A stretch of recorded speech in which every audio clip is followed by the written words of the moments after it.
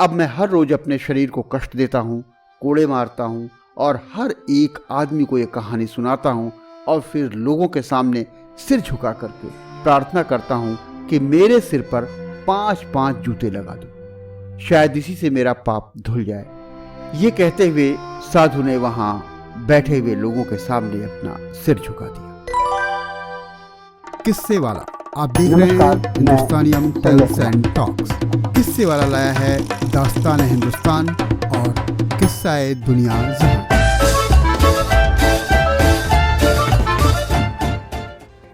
किस्से वाला लेकर हाजिर है सुदर्शन की एक ऐसी कहानी जो थोड़ी कम पढ़ी और सुनी गई है, लेकिन है बेहद हैरत अंगेज और रोचक। गुजारिश है कि इसे आप आखिर तक सुनिएगा। तो प्रस्तुत है सुदर्शन की कहानी पाप परिणाम।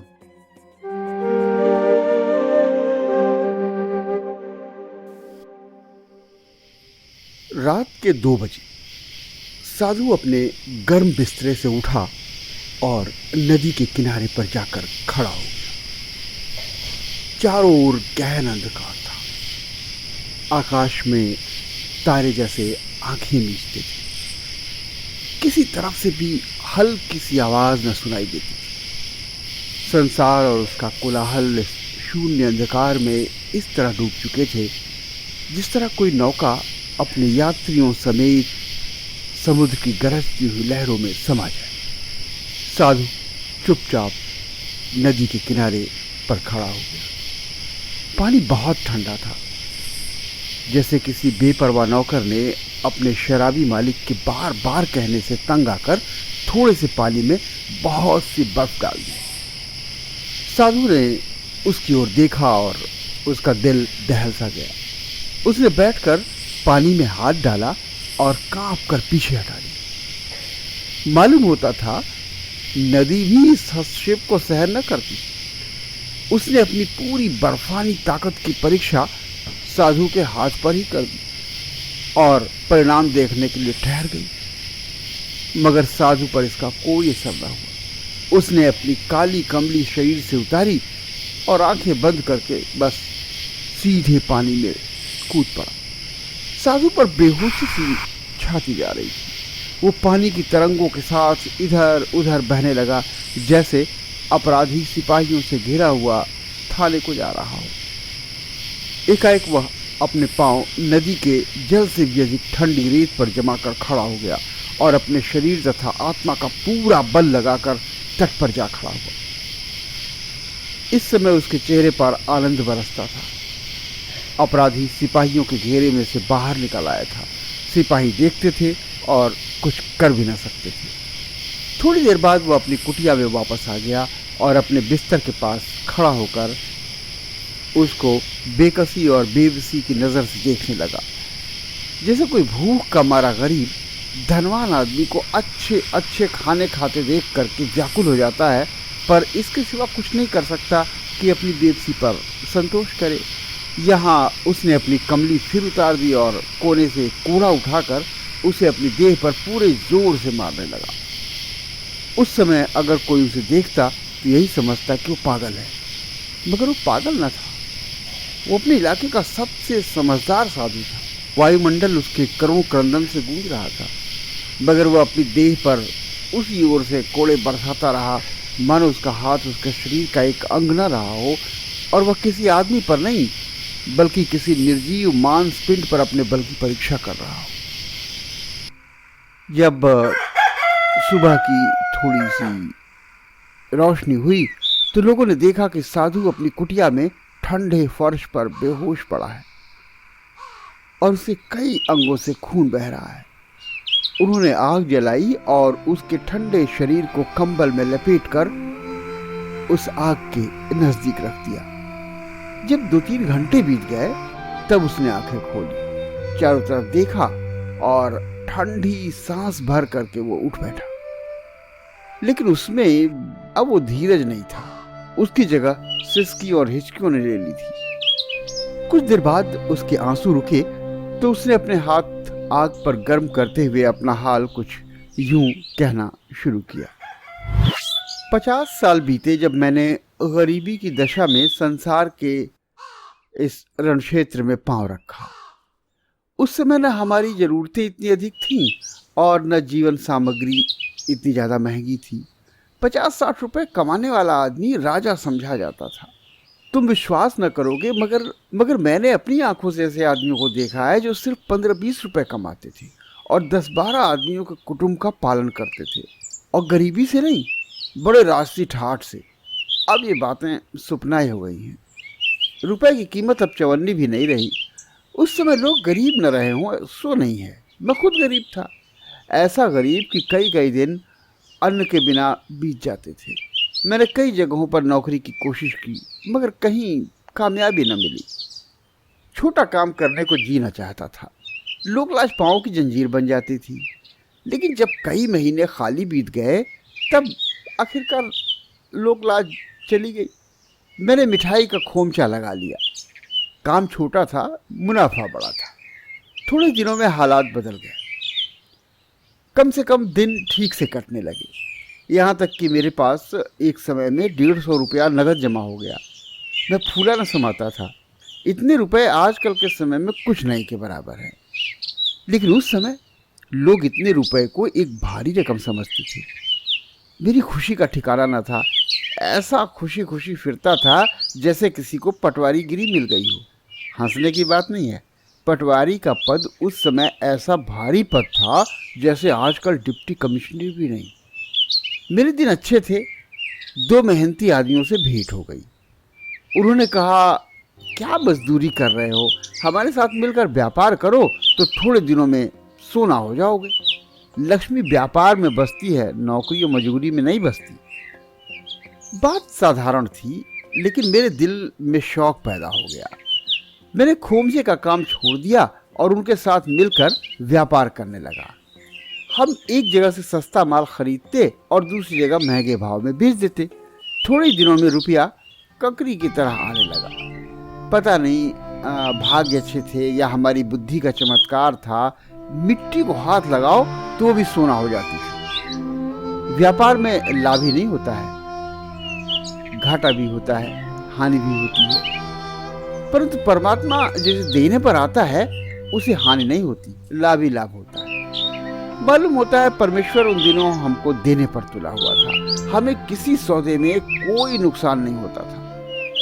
इसी तरह कमाई के 3 साल बीत गए। उस समय हमारे पास बहुत सा रुपया था।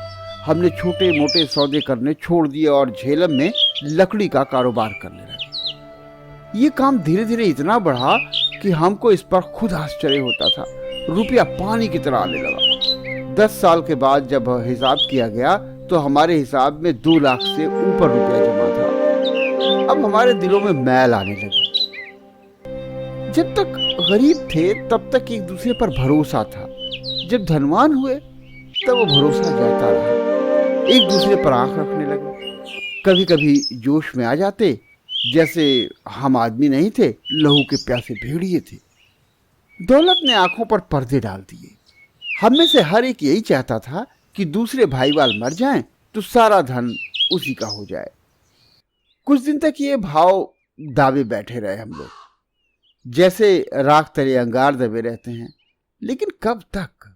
आखिर में निश्चय हुआ कि हिस्सेदारी तोड़ दी जाए और सब अलग अलग हो जाएं।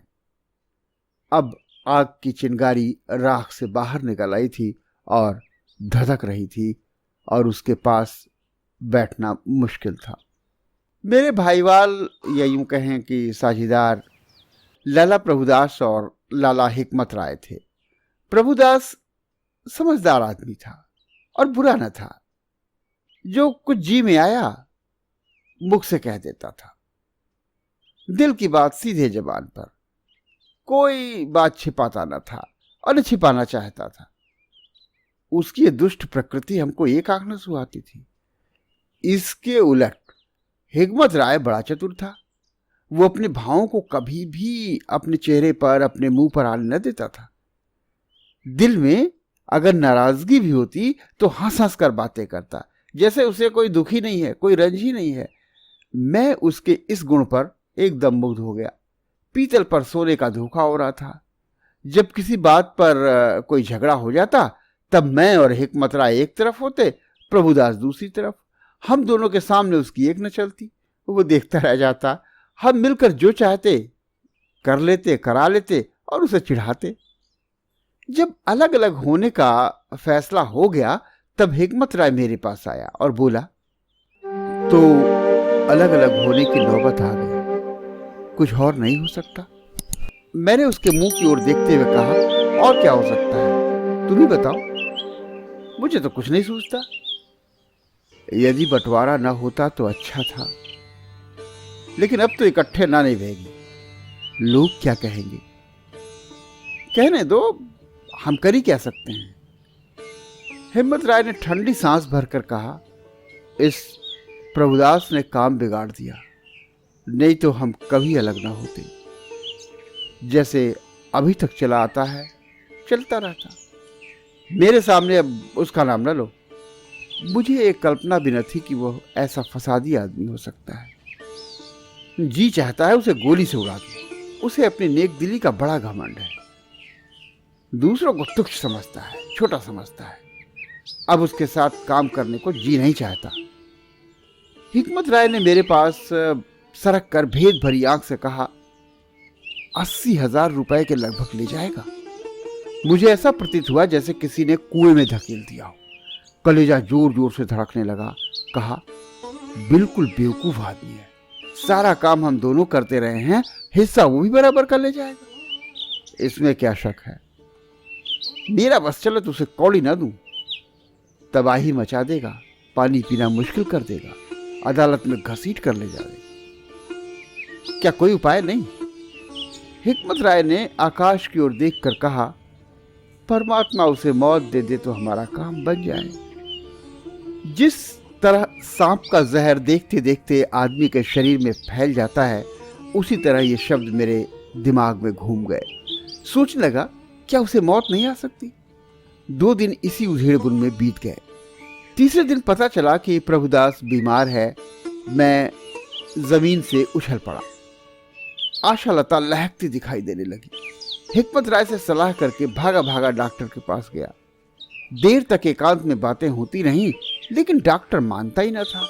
मैं हारे हुए जुआरियों की नए रुपए बढ़ाता जाता था, यहां तक कि 5,000 पर बात पक्की हो गई और उसने प्रभुदास की दवा में एक खास तरह का चूरन मिला दिया। उस समय मैं ऐसा खुश था जैसे किसी को रियासत मिल गई हो। प्रभुदास रात को मर गया। उसने अभी तक ब्याह न किया था, न उसका कोई निकट संबंधी था। दूर के एक रिश्तेदार ने दावा करके हिस्सा लेने की धमकी दी, लेकिन हमने कह दिया कि हमारा नौकर था, हिस्सेदार न था। मेहरबानी के तौर पर हमने उसे कुछ रुपए भी दे दिए। इन रुपयों ने उसका मुंह बंद कर दिया। प्रभुदास का रुपया आधा मैंने ले लिया, आधा हिकमत राय ने। उसमें मुझे जरा भी ख्याल ना आया कि ये पाप है, मगर आज उसकी याद से ही शरीर और आत्मा दोनों कांप जाते हैं। उन दिनों मेरा ब्याह हो चुका था, मगर संतान कोई न थी। हम दोनों पति पत्नी पुत्र का मुख देखने को तरसते थे। कभी साधुओं के यहाँ जाते, कभी वैद्यों और हकीमों के वहाँ की दवाएं खाते, कभी जादू टोने करते, लेकिन कुछ बनता न था। जब रुपया बढ़ चुका तो मैंने पत्नी को लेकर हरिद्वार की यात्रा की और 2-3 महीने वहीं टिका रहा। उस समय मुझे विचार आता था कि जैसे मैंने कोई पाप किया है, मुझे सुख न मिलेगा। इस विचार से मेरा दिल व्याकुल हो जाता, पैरों परेशान रहता था, ठंडी आहें भरता था, आंखों में आंसू भर आते थे। यही चाहता था कि अगर संभव हो तो बीता हुआ समय लौटा लूं, मगर ये तो कहाँ संभव था, कहाँ मुमकिन था। बीता हुआ समय और मुंह से निकला हुआ शब्द कब वापस आया है?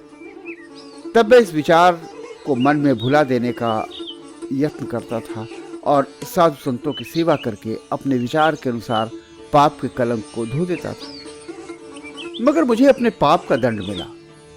बल्कि उसी वर्ष मेरे यहाँ एक बेटा पैदा हुआ। मेरे आनंद का पारावार न रहा। मेरे पांव जमीन पर न पड़ते थे। सोचता था मेरे जैसा भाग्यवान कौन होगा। धन और सुंदर स्त्री पहले से ही मौजूद थी, अब संतान भी मिल गई। संसार इन्हीं 3 चीजों पर तो मरता है। मेरे पास तीनों थे। अपना कारोबार फिर शुरू किया, उसमें भी कामयाबी हुई। अब पाप की याद भी न थी। संसार की क्षणिक सफलताओं और थोड़े दिनों के सुखी ने उसे आंख से ओझल कर दिया था।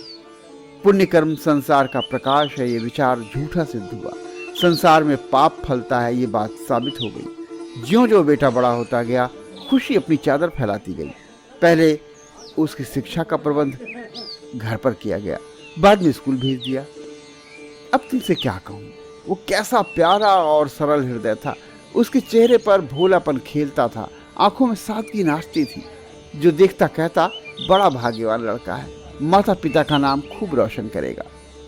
मैं सुनता तो आनंद से झूमने लगता।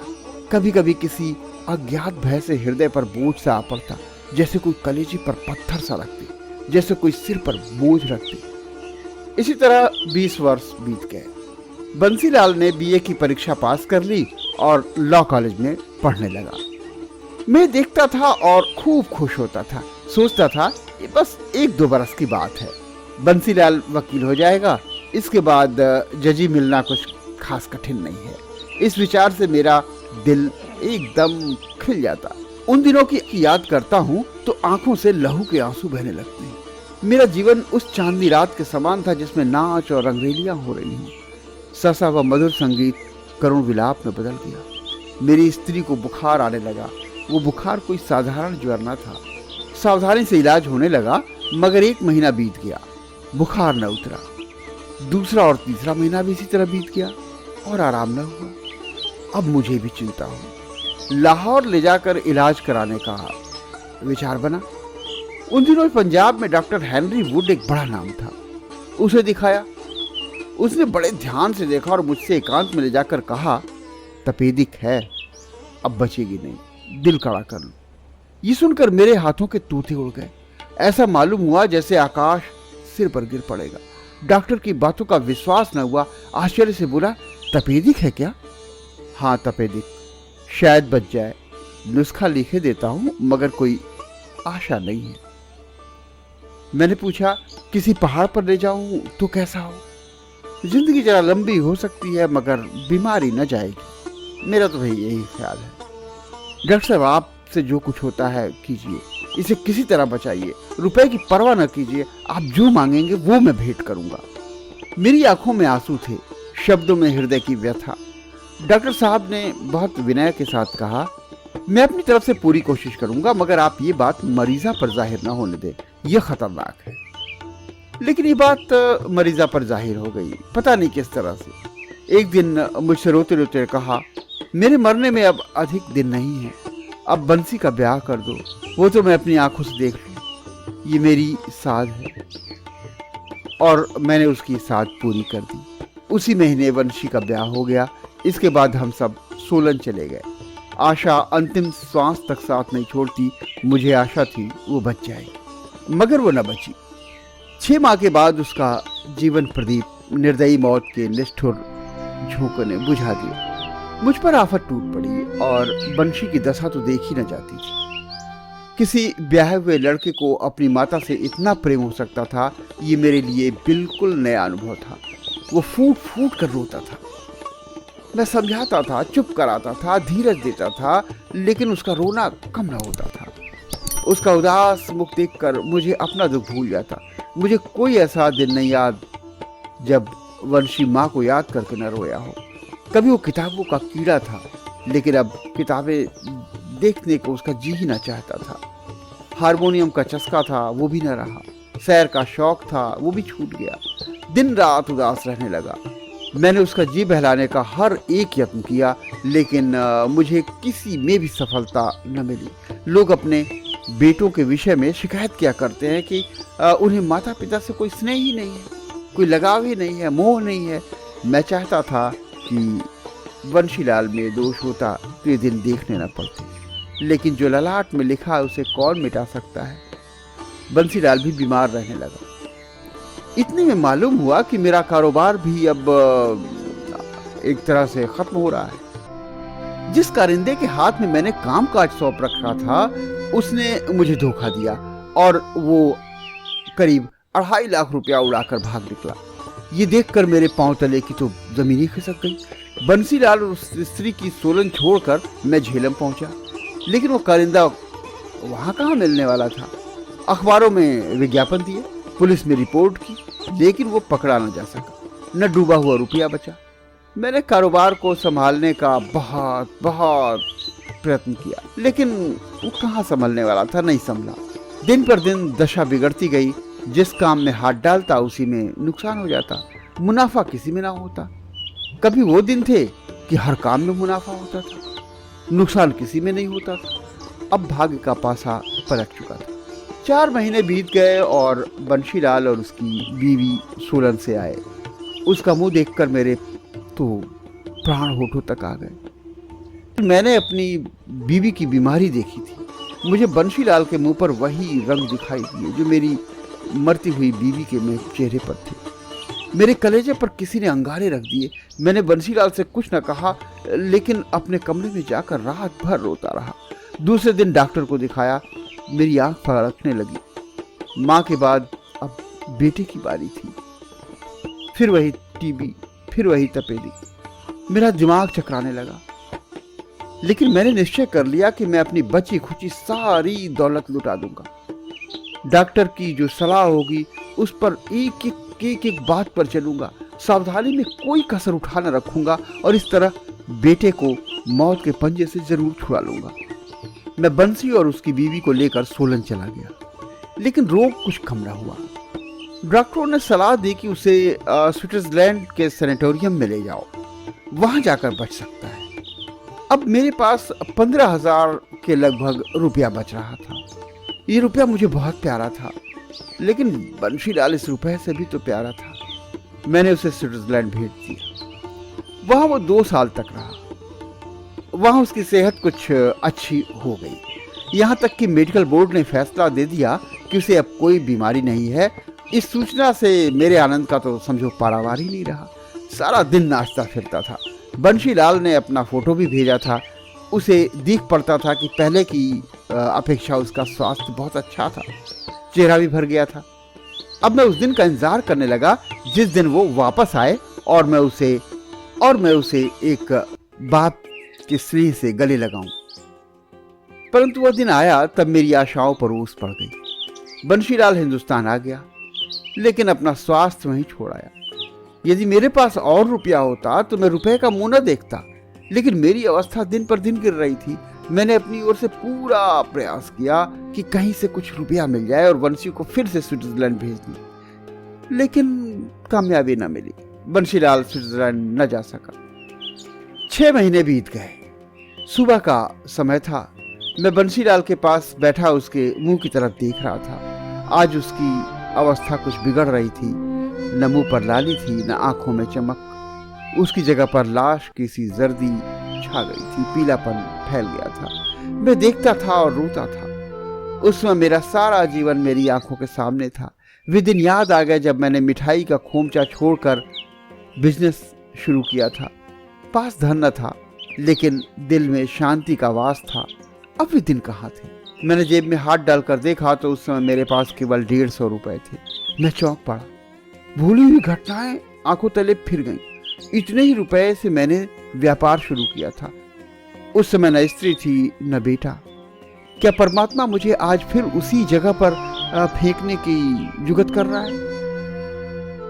बीवी पहले जा चुकी थी, बेटा अब जा रहा था। एकाएक बंशीलाल ने अंगड़ाई ली और चारपाई पर तड़पने लगा। मैंने दिल को अंतिम चोट के लिए तैयार किया और उठकर मरने वाले के ऊपर झुक गया। वो जान तोड़ रहा था। मैंने भर्राई हुई आवाज में कहा, बंशी।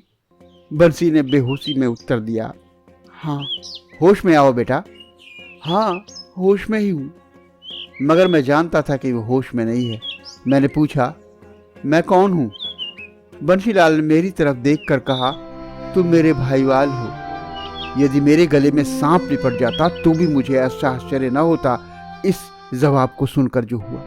दिल पर घोर आतंक सा छा गया, जैसे किसी ने फांसी के तख्ते पर चढ़ा दिया हो। लेकिन मुझे फिर विचार आया, अभी बेसुध है, यूं ही बड़बड़ा रहा है, इसलिए मैंने पूछा, बंशी? हाँ। अब उसकी आवाज कुछ ज्यादा साफ थी। ये कौन है? इशारा उसकी बीवी की तरफ था। वंशी ने अपनी पथराई हुई आंखें अपनी बीवी की तरफ उठाई और कहा, डॉक्टर। तुम कौन हो? प्रभुदास। संदेह निश्चय में बदल गया। मैं खड़ा न रह सका। मेरे शरीर की शक्ति पृथ्वी ने खींच ली। पाप का परिणाम ऐसा दुखदायक होगा यह आशा न थी। मेरा किया कराया सामने आ गया। मैंने पुनर्जन्म की कथाएं सुनी थी, लेकिन उन पर कभी विश्वास न आता था। इस समय प्रत्यक्ष प्रमाण मिल गया। वंशी मर गया। मेरी आंखों में आंसू न थे। उन्हें पाप की आग ने सुखा दिया था। मैंने उसका दाह संस्कार किया और झेलम से निकल आया। उसके बाद मैंने आज तक वहां पांव नहीं रखा। अब मैं हर रोज अपने शरीर को कष्ट देता हूँ, कोड़े मारता हूँ और हर एक आदमी को यह कहानी सुनाता हूँ और फिर लोगों के सामने सिर झुका करके प्रार्थना करता हूँ कि मेरे सिर पर 5-5 जूते लगा दो, शायद इसी से मेरा पाप धुल जाए। ये कहते हुए साधु ने वहां बैठे हुए लोगों के सामने अपना सिर झुका दिया। किस्से वाला। किस्से कभी खत्म नहीं होते। जीवन कहानियों की नाव पर चलता है। किस्से वाला फिर मिलेगा एक नई कहानी के साथ। देखते रहिए हिंदुस्तानियम टेल्स एंड टॉक्स। किस्सा पसंद आया तो कमेंट में बताइए, लाइक करके।